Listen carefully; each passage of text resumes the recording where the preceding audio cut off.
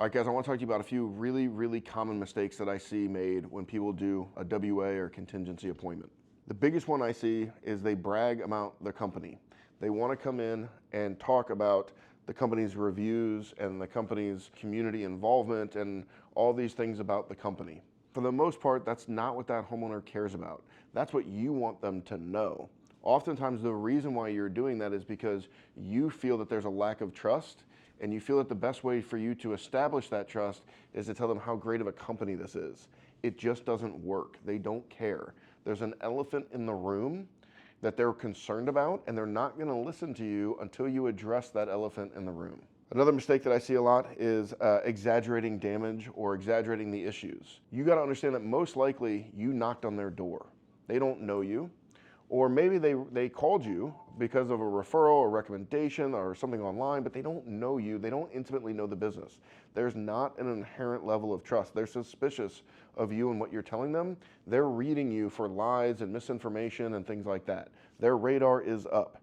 As soon as you exaggerate the damages, it looks like you're trying to push them to filing a claim.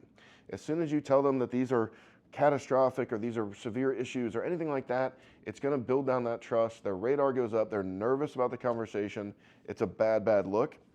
We want to make sure we don't do that. Another common mistake is talking bad about the insurance company or the agent. Guys, please understand that a lot of people, their agent, they know this person. They didn't just call them up out of the phone book or Google listing or drive by and say, oh, I'm going to buy insurance from that guy. They probably went to high school with them. They're a friend of theirs from family. It's the same agent their dad has used for 40 years. They play golf with them every Sunday. Going in and talking bad about the agent or the company that he represents is a bad look. It does not set you up well with that customer. Also understand that the insurance company itself, you may know some terrible things about that insurance company. You may know how their normal behavior is.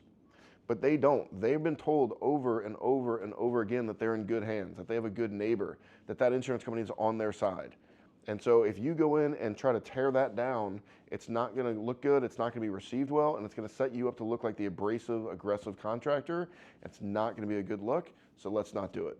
Another common mistake is you want to pressure a decision. You want to make sure it's a one-call close, that you get the signature, that they decide today. All of those things are going to heighten their fight or flight responses. It's going to heighten their sense of distrust and dissatisfaction and things like that. So as soon as we want to use words that are calming, you can decide anytime after if you want to move forward or other phrases like that. That's going to help bring those guards down and make them feel a lot more comfortable with you. Don't pressure a decision. If they decide today because you pressured them, they're probably not going to be a customer that you want to work with for the next 3 months through an insurance claim. It's not going to be good for them. It's not going to be good for you. It's not good for the company. It's just not a good fit. So give them the time to make their own decision.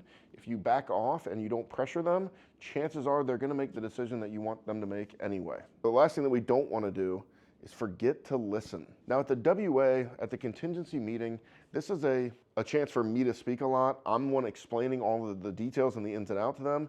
It takes a lot of me talking to them. And so we're going to do a lot of talking in this appointment, but don't forget to listen. What questions did they ask and why did they ask those questions? What was their body language? Are you listening to that? Yes, we're going to be delivering most of the information, but make sure that you're asking them some questions here and there and listening to their responses. So again, to recap, things we do not want to do: brag about the company.